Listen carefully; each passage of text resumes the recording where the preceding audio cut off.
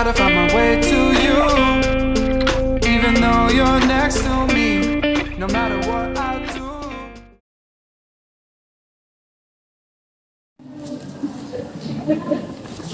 Assalamualaikum warahmatullahi wabarakatuh. Selamat pagi adik-adik.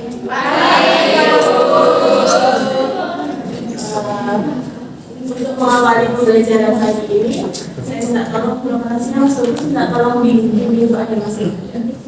Untuk memulai pembelajaran pada hari ini, berdoa dimulai, berdoa selesai. Oke, terima kasih. Apa kabar kalian hari ini?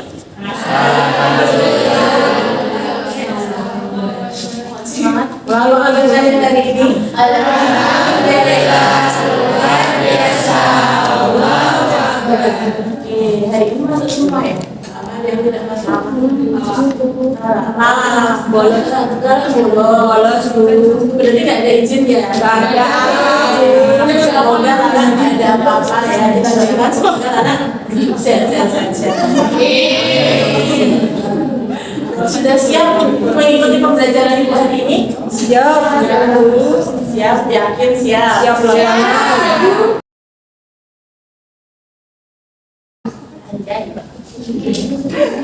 Oke, untuk ngecek kesiapan kalian, kita main sebentar ya, 1 menit aja. Jadi aturan mainnya, nanti kalian menjawab dengan cepat. Pertanyaan yang nanti disampaikan di video. Paham ya? Oke, kita mulai ya. Oke, sebelum permainan saya tahu yaitu kalau menjawab semua pertanyaan saya secara tanpa tidak sedikit. Ingat, tanpa tidak sedikit. Siap? Oke, siap. Mari kita kamu tulis biasa.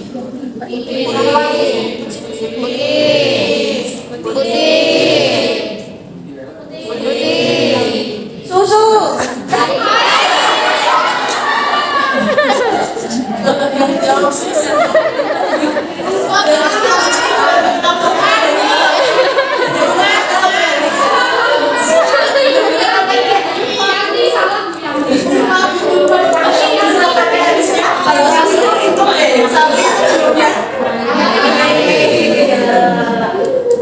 Satu pertanyaan lagi.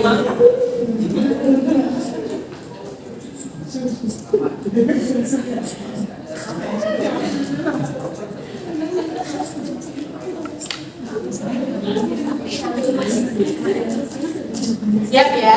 1, 2, 3.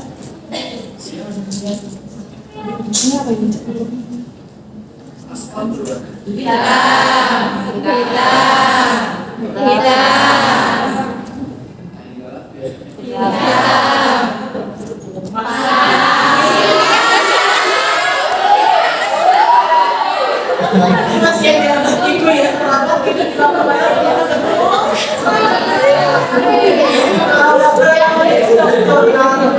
jadi dia tidur di waktu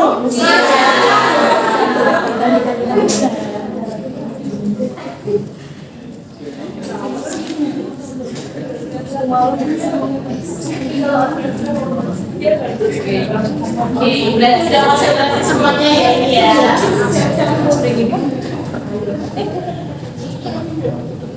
Kita balik lagi. Oke. Untuk mulai pembelajaran hari ini, Bu Citra mau minta tolong sama 2 orang. Misalkan Mas Yudi maju ke depan, sama sebelahnya. Yang ini. Boleh kita maju sebentar ya. Belajar Yanto. Yang ini sama Yanto. Yang ini Yanto.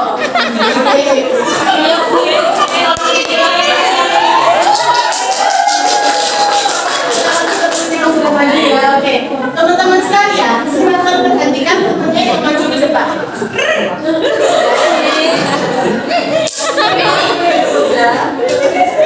Sudah ya. Oke.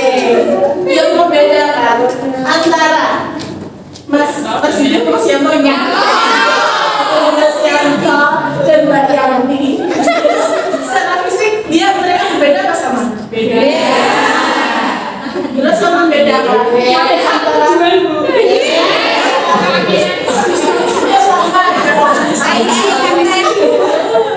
apakah perbedaan antara Mas dan Mbak Yanti kalau dipandang secara fisik? Mas Yanto lebih Bu. Oke, terus kalau Mbak Yanti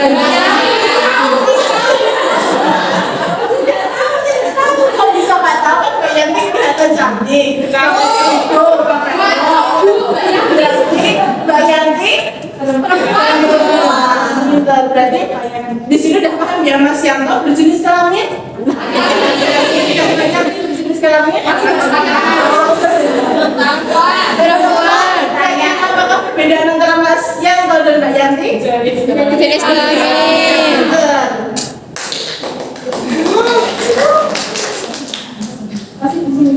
Masih sebentar Mbak. Yanto. Kok bisa sih Mas Yanto itu disebut laki-laki dan Mbak Yanti? Apa yang menyebabkan itu terjadi? Apa? Maksudnya Pak. Yang kelihatan aja, nggak usah sampai rumusnya. Kok bisa Mas Yanto disebut laki-laki, Mbak Yanti disebut perempuan? Mas Yanto kita gabung Bu. Oke. Terus yang paling mendasar yang membedakan Mas Yanto kok disebut laki-laki sih? Ini kok perempuan berarti sistem reproduksinya berarti Ya benar Bu. Betul. oke. Sistem reproduksi Mas Yanto berarti Iya sih. Bayangin. reproduksinya ya.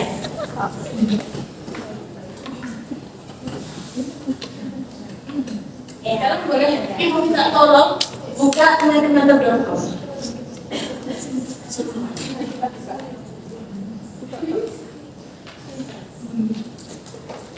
Nanti udah saya buka semuanya.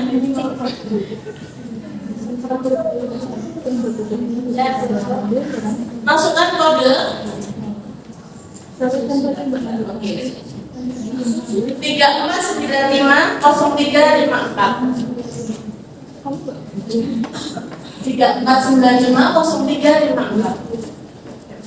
sambung.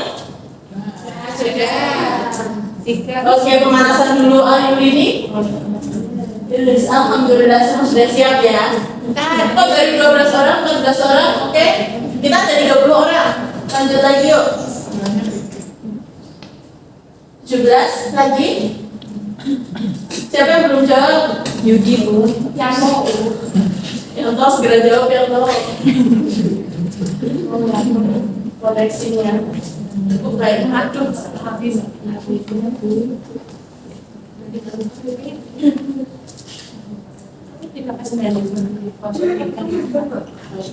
Masih kurang 3 anak lagi. Sudah belum menjawab, minta dulu.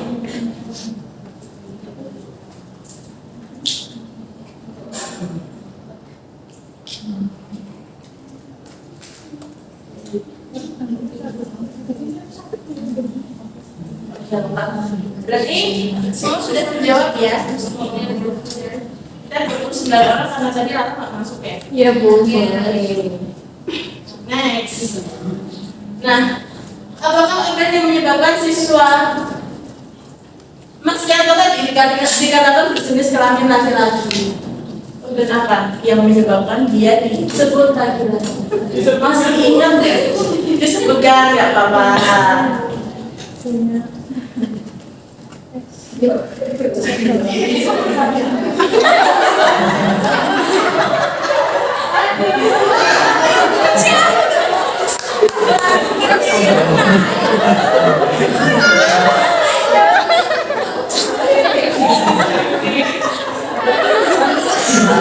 Yang belum menjawab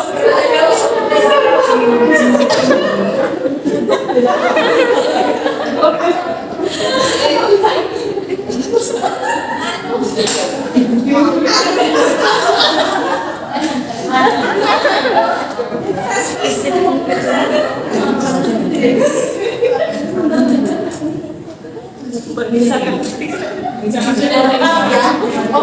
Berarti angkatan akan yang berbagai siswa. Yang tadi dikatakan berjenis kelamin laki-laki. Udah bener jawabannya sebenarnya ya. Yang paling banyak menjawab penis.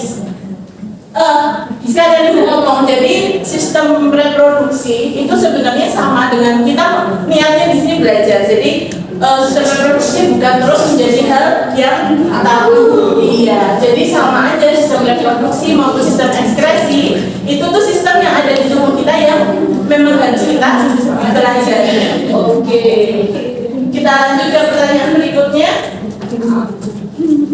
Apakah ciri-ciri pertumbuhan primer pada laki-laki? Masih ingat nggak?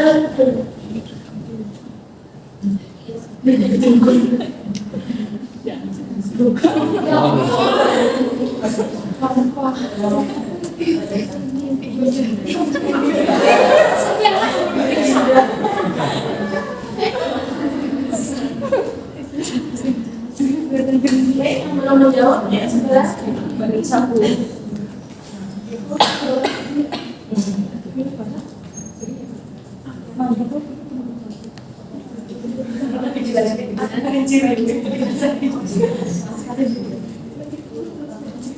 Kita tunggu lagi ya.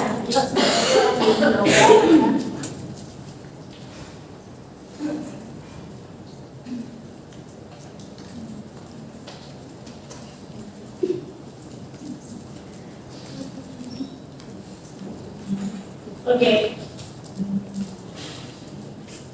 Lengkap ya. Jadi sudah benar juga ciri-ciri pertumbuhan primer pada laki-laki itu ditandakan dengan mimpi basah. Kalau jakun munculnya suara membesar, terus tumbuh kumis itu namanya sekunder. Ciri pertumbuhan sekunder. Next ya. Nah, tadi sudah tahu mimpi basah. Terus kemudian organ apa yang bertanggung jawab menyebabkan terjadinya mimpi basah ini?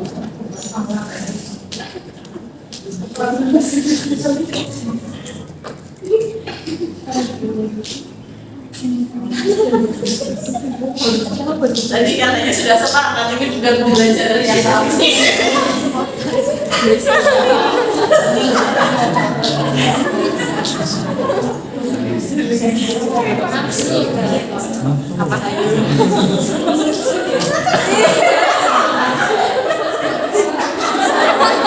Tolong aku.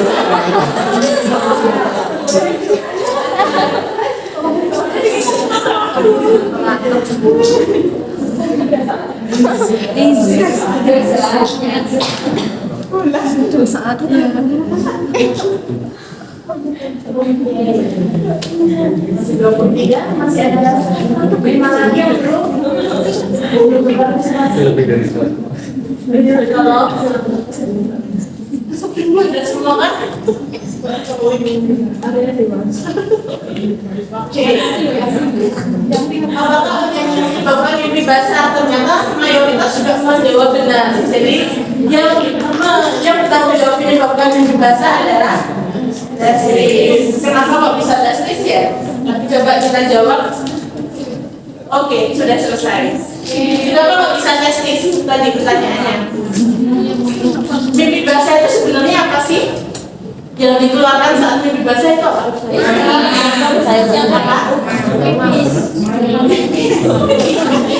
Bohong, tadi kamu belum balik ya.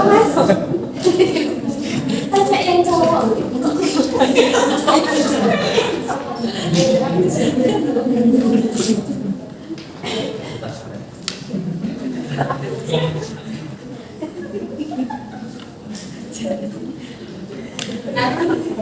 Pertanyaan berikutnya, mengapa organ testis dapat menyebabkan mimpi basah?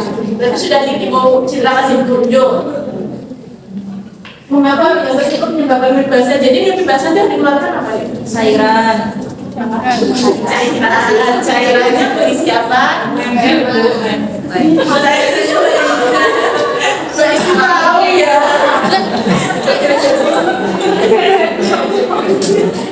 cairan, betul. Cairan lengket, berarti isinya sperma.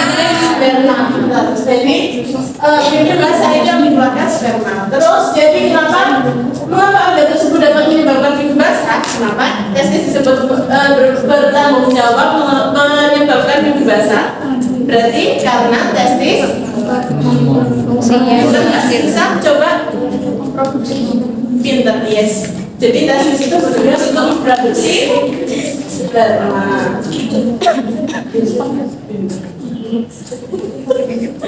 Nah, terus nih kita sudah berjalan sejauh ini. Sebenarnya topik apa sih yang mau kita pelajari hari ini? Sistem reproduksi. Tapi untuk hari ini kita khususkan pada laki-laki. Pada laki-laki.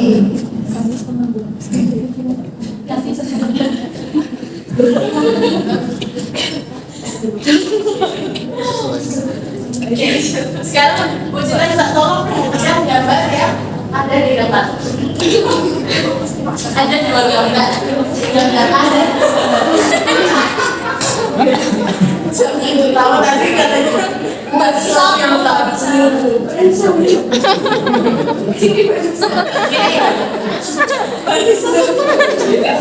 jadi dari dua gambar ini ada gambar siapa yang berani angkat tangan menunjukkan perbedaan apa perbedaannya antara gambar A dan gambar B. Saya Wisdiawara. Yanti, Mbak Lisa bisa yuk. Bisa.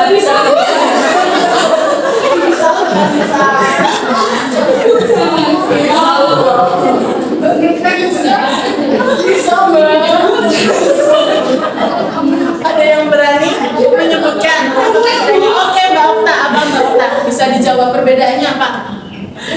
Yang B fast difference-nya dipotong. Oke, yang A? Yang A enggak dipotong. Iya, berarti perbedaannya?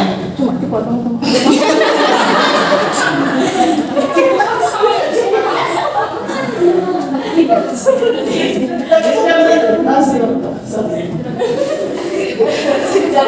Sudah benar ya?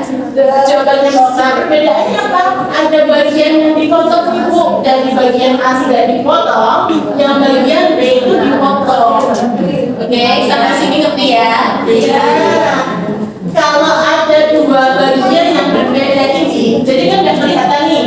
Berarti gambar A dan gambar B itu yang nampak berbeda apanya? Strukturnya. Strukturnya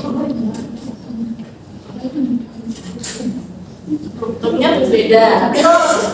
Kalau strukturnya berbeda, efek sampingnya apa? Jadinya kan ini nggak dipotong, yang ini dipotong. Efek sampingnya akan menimbulkan apa yang berbeda selain strukturnya? Fungsinya, Bu.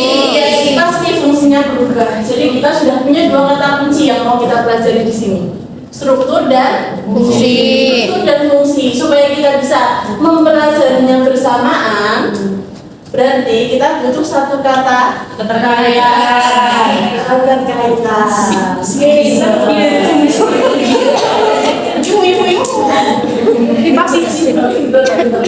Pasal semua top semuanya. Oke.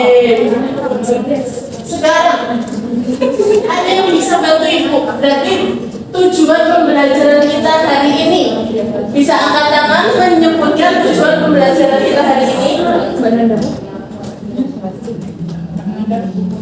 Mbak Nanda mau coba? Oke, Mbak Nanda nomor absen berapa? 21. Oke, Mbak Nanda 21 ya. Buat dulu ya. Oke, coba Mbak. Menjelaskan keterkaitan struktur dan fungsi organ reproduksi pada sistem reproduksi. Yang mau menjelaskan dari siapa? Peserta didik. Oke. Sebentar deh.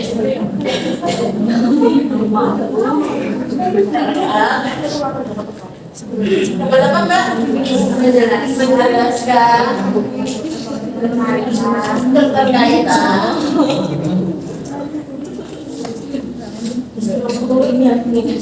struktur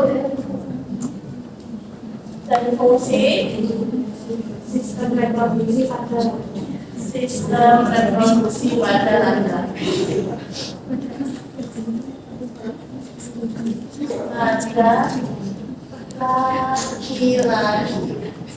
Ada yang tidak sepakat dengan tujuan pembelajaran kita hari ini?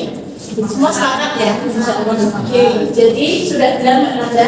Tujuan pembelajaran kita hari ini dapat menjelaskan keterkaitan struktur dan fungsi organ reproduksi pada laki-laki.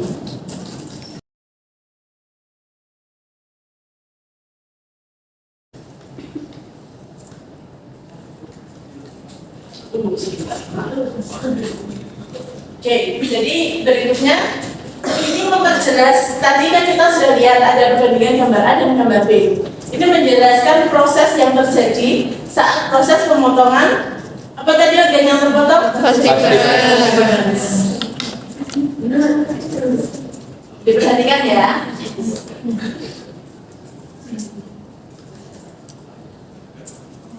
Oke, sampai di sini. Berarti kalau fast difference-nya dipotong, apakah fungsi organ yang lain akan berpengaruh atau yang berganti fungsi hanya fast difference-nya atau organ yang lain juga terpengaruh? Fast difference saja.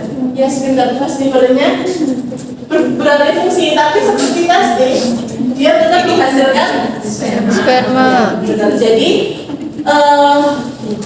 walaupun hanya satu organ yang dipotong itu tidak mempengaruhi organ yang lain.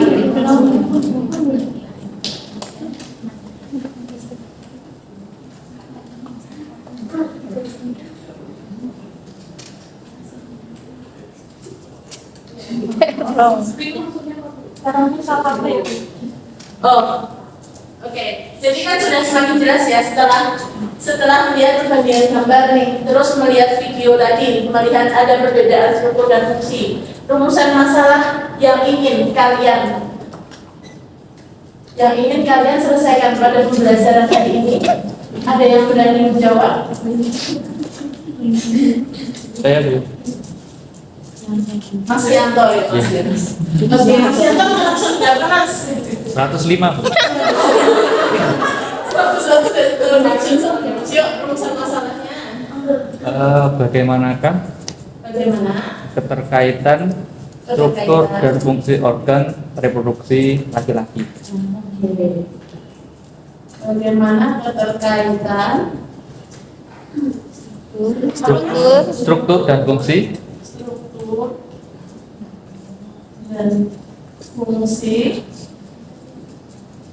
sistem Reproduksi. organ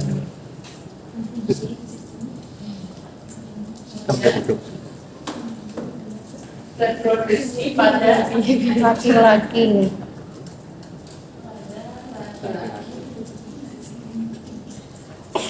Mau sepakat ya? Sepakat Bu. Masalah yang mau kita selesaikan adalah bagaimana keterkaitan struktur dan fungsi sistem organ reproduksi pada laki-laki. Oke.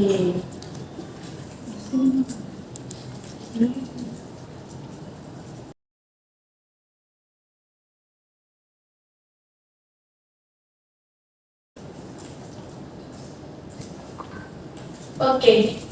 Sekarang Bu Citra minta tolong kalian berkelompok sesuai kelompok yang sudah Bu Citra tentukan kemarin. Jadi kelompoknya sudah dapat nama-nama yang Bu Citra kirimkan di grup ya. Sudah. Jadi silakan kalian duduk dengan kelompok masing-masing. Sudah. Dan kelompok satu di mana kelompok satu? Jadi kelompok dua mana kelompok dua? Ini. Berarti ini agak saya kelompok satu, kelompok dua, kelompok tiga, kelompok empat. Terima kasih. Ada yang belum dapat LKS-nya, LKPD-nya? sudah. Oke. Silakan kalian kerjakan LKPD yang sudah saya bagikan. Saya kasih waktu 30 menit ya, cukup? 35 menit, 30 menit dulu. Nanti kalau memang ada yang belum selesai, kita tambah waktunya 5 menit ya.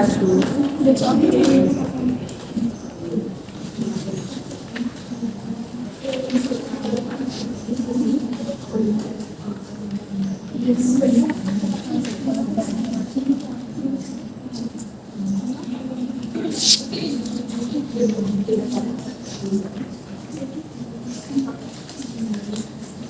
selesai semuanya? Sendiri.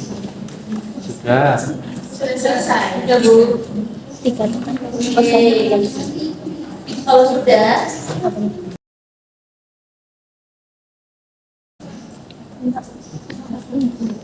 yuk kita presentasi.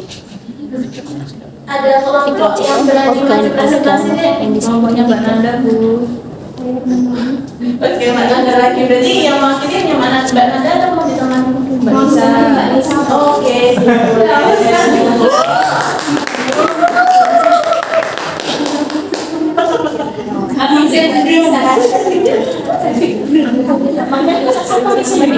Iya, ya nggak apa-apa. Jadi Mbak Nanda ini penjelasan jadi Mbak Nanda menunjukkan organ yang mau dipresentasikan, menunjukkan aja terus kemudian dijawab sesuai dengan jawabannya. Sebelumnya, Assalamualaikum warahmatullahi wabarakatuh.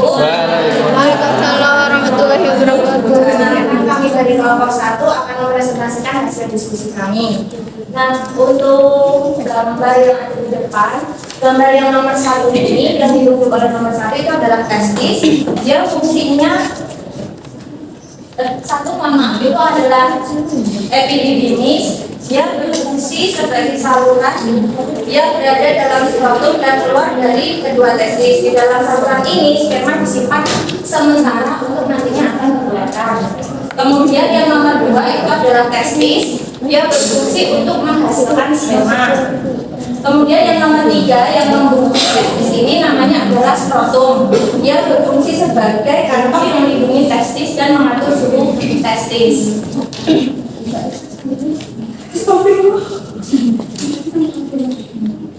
Yang nomor 4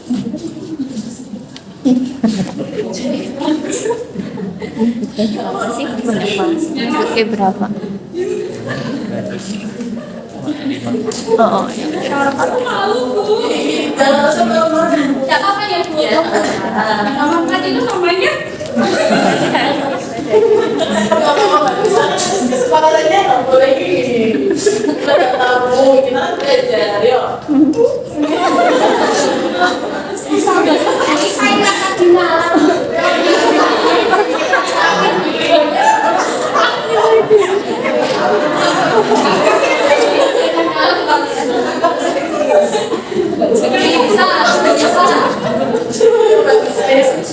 Nomor 4 namanya Facebook. Ya, fungsinya sebagai alat penggambar atau kalkulasi.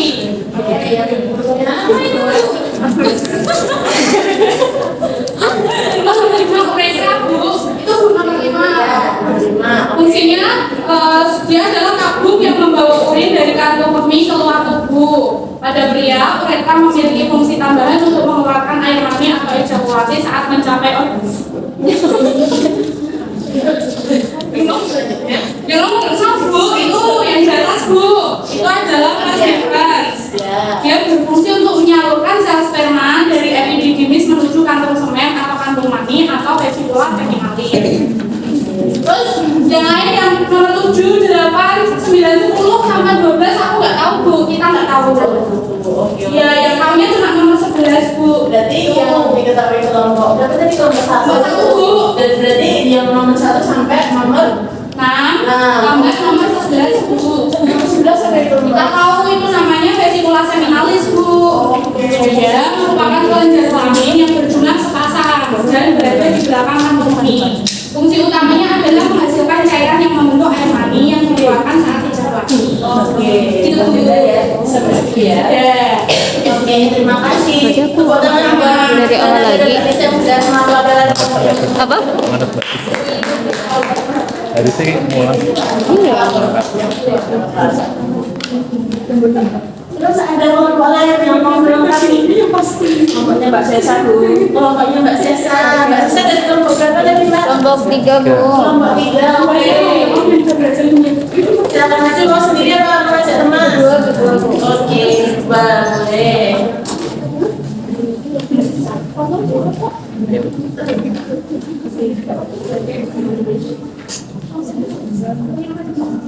Ya. Oh nggak sih, ternyata ada perbedaan ya jawaban yang nomor 1, 2, 3 sama kelompoknya. Nggak ada. Oke, silakan dibacakan perbedaannya dulu. Oke, di sini kami dari kelompok 3 izin menambahkan dari presentasi dari kelompoknya Banada itu dari yang nomor 1. Nomor 1 yaitu epididymis, merupakan sebuah saluran yang berada dalam skrotum dan keluar dari kedua testis. Oleh karena itu, saluran ini jumlahnya sepasang. Epididymis memiliki struktur yang berkelok-kelok, sementara panjangnya mencapai 6 meter. Dalam saluran ini, sel sperma disimpan sementara hingga matang. Setelah matang, sel sperma bergerak meninggalkan saluran epididymis menuju vas deferens. Yang kedua, testis. Testis terdiri dari banyak saluran yang menggulung berkali-kali, dikelilingi beberapa lapisan jaringan ikat. Saluran yang menggulung berkali-kali disebut tubulus seminiferus yang berfungsi sebagai penghasil sperma dan hormon kelamin. Yang ketiga, skrotum merupakan kantong yang melindungi testis berupa lipatan biru yang mempertahankan suhu testis sekitar 2 derajat di bawah suhu di dalam rongga perut, sehingga hal ini dapat menjaga testis dapat mempertahankan sperma tetap pada suhu optimal. Untuk menambahkan tadi organ yang belum nomor 7. Untuk gambar yang nomor 7 itu adalah kelenjar uretaris. Kelenjar ini akan aktif selama hubungan antara menjelang hubungan seks. Kedua, kelenjar ini akan menghasilkan cairan glukal sendiri yang disebut dengan cairan kompor. Kemudian ada nomor 8 yaitu kelenjar prostat. Nah, kelenjar prostat ini berukuran kecil dan bertekstur lunak yang terdapat dalam sistem reproduksi pria. Organ ini memiliki ukuran sebesar kaca menarik dengan berat 20 sampai 30 gram dan bisa tumbuh membesar seiring dengan bertambahnya usia. Kemudian nomor 9 itu adalah gambar vesicula seminalis. Nah, vesicula seminalis merupakan bagian dari sistem reproduksi pria. Vesicula sendiri memiliki jaringan kelenjar dan otot. Nah, jaringan otot berkontraksi untuk memindahkan air mani dan sperma ke dalam uretra dan keluar melalui penis. Kemudian gambar nomor 10 itu adalah tulang kemaluan atau os pubis, merupakan tulang yang bercabang dua, yang satunya menuju samping atas dan satunya lagi menuju samping bawah. Nah, fungsi dari tulang kemaluan ini adalah untuk menyangga serta melindungi organ reproduksi, saluran kemih dan pencernaan. Ya, sekian presentasi dari kami. Mohon maaf. Wassalamualaikum warahmatullahi wabarakatuh.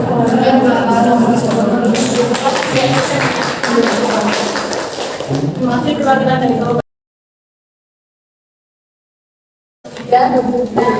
Kalau kalian memperhatikan dari presentasi kelompok 1 dan kelompok 3, ada bedanya nggak? Bedanya apa namanya? Beda namanya. Terus apa lagi? Bedanya. Isinya kenapa Mbak? Isinya kenapa yang pertama, kenapa yang kedua? Yang kedua lebih banyak menjelaskan. Ya, yang kedua lebih banyak menjelaskan. Yang dijelaskan apa? Mbak, yang tadi namanya? Nyantok Bu yang jawab. Oh, yang banyak dijelaskan apanya? Berarti kita ini lagi tujuan pembelajaran kita hari ini itu dapat menjelaskan keterkaitan struktur dan fungsi. Jadi kalau tadi kelompok pertama yang dijelaskan cuma apanya? Fungsinya saja. Tapi kalau kelompok yang kemudian maju, yang kelompok 3 yang maju, itu sudah sedikit menambahkan tentang strukturnya. Contohnya seperti apa tadi? Seperti saat Mbak Jasa menjelaskan epididymis, Mbak Jasa menyebutkan panjang epididymis dan bentuk strukturnya dan fungsi, kemudian baru menyebutkan fungsinya dalam sistem reproduksi gitu. Sampai di sini berarti udah paham ya perbedaan antara kelompok 1 dan kelompok 3 ya? Oke, berarti ini juga kalau kita membuat suatu argumentasi, kita harus memperhatikan betul apa tujuan, apa rumusan masalah atau pertanyaan yang disampaikan. Jadi membuat suatu argumen, kita juga bukan hanya memberikan klaim. Tadi dua kelompok tadi kan juga belum menyampaikan sumber-sumber yang menjadi referensi mereka berdua menyampaikan argumennya masing-masing. Jadi salah satu syarat suatu argumentasi itu bisa diterima itu selain menyampaikan klaim atau pendapat juga harus disertai apa dulu bukti habis itu disertai juga dengan backupnya atau referensi. Ingat-ingat ya, nanti kalau ada pertanyaan yang menanyakan tentang argumentasi kalian, bukan hanya menyampaikan klaim atau menyampaikan pendapat dari kalian saja, tapi sertai juga dengan buktinya dan sumber referensinya. Paham? Oke. Semua kelompok ini udah maju ya. Sampai sini ada pertanyaan? Belum. Jadi kalau Bu Citra minta tolong.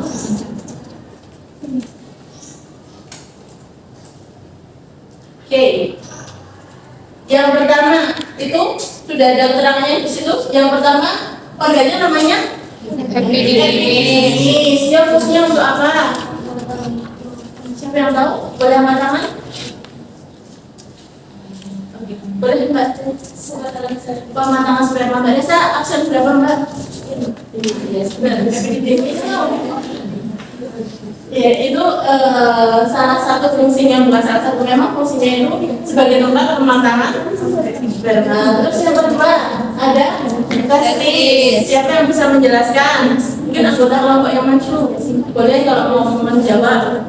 Ya, testis. Dia berfungsi untuk menghasilkan sperma. Berfungsi untuk menghasilkan sperma. Oke. Terus kalau yang skrotum, siapa yang mau menjelaskan? Fungsinya boleh. Skrotum berfungsi untuk kantong yang melindungi testis, Bu. Kantong yang untuk melindungi. Nah, kenapa harus dilindungi Mbak Sesa? Tahu nggak kan? Mengatur suhu kita. Kenapa harus diatur suhu? Ada yang tahu? Sperma. Gimana? Menentukan kualitas sperma. Kok bisa? Kok bisa kualitas sperma ditentukan oleh suhu? Kenapa? Kalau terlalu panas, spermanya bisa. Jadi memang testis itu punya suhu optimal. Suhu optimal dia bisa memproduksi sperma. Suhunya berapa? 2 derajat Celcius di bawah suhu normal kita. Jadi fungsinya skrotum itu untuk melindungi testis supaya suhu testis itu 2 derajat Celcius lebih rendah dibandingkan suhu tubuh kita. Itu suhu optimalnya. Jadi kalau dia lebih dari itu, dia tidak bisa memproduksi sperma dengan maksimal, gitu ya. Oke, semua organ sudah dibahas ya. Ada pertanyaan nggak teman-teman? Ada pertanyaan nggak sampai sini? Sudah. Kalau tidak ada pertanyaan, nah ini yang tadi ya sudah kita tanyakan ya.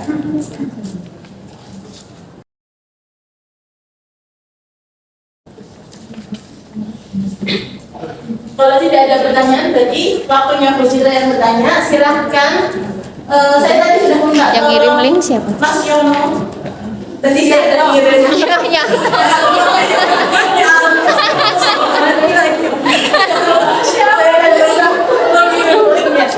Sudah. Kasihan. Di-share ke teman-temannya melalui grup. Jadi teman-teman silakan membuka HP-nya terus mengerjakan soal yang menjelaskan melalui link yang sudah dikirimkan Mas Jan. Waktunya 10 menit ya. Sudah bisa semua buka linknya? Belum, Bu, sinyal. Oke, sinyal. Sudah bisa? Kita tunggu 2 menit, baru nanti waktu 10 menit dimulai setelah semua bisa membuka Google Form-nya.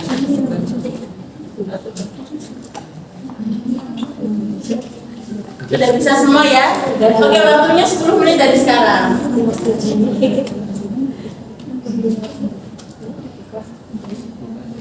Sudah selesai semuanya? Sudah. Berarti sudah ya?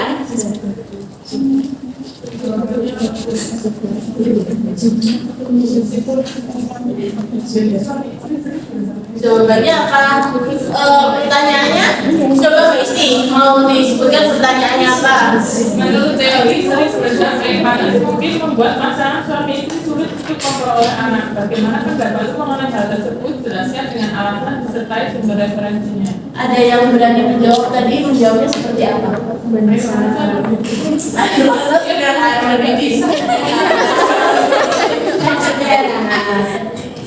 Berarti gimana penjelasannya? Yes, pinter. Jadi tadi Mbak Isti sudah pinter tadi dihubungkan dengan suhunya. Iya. Berarti dihubungkan pertanyaan tersebut dihubungkan dengan penjelasan kita tadi tentang suhu optimal pengeluaran sperma. Tuh.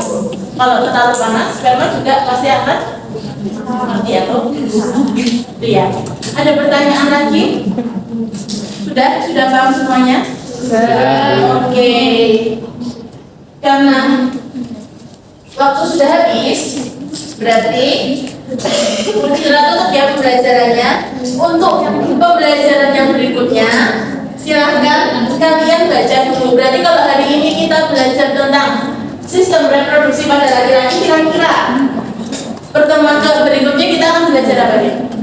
Reproduksi perempuan. Sistem reproduksi pada perempuan. Silahkan dibaca materinya sebelum belajar bersama Bu Citra. Jadi kalian sudah tahu, sudah punya gambaran tentang materi yang akan Bu Citra sampaikan pada pertemuan berikutnya. Oke, demikian pertemuan hari ini. Terima kasih atas perhatiannya. Maaf bila ada kata yang salah. Wassalamualaikum warahmatullahi wabarakatuh. Waalaikumsalam.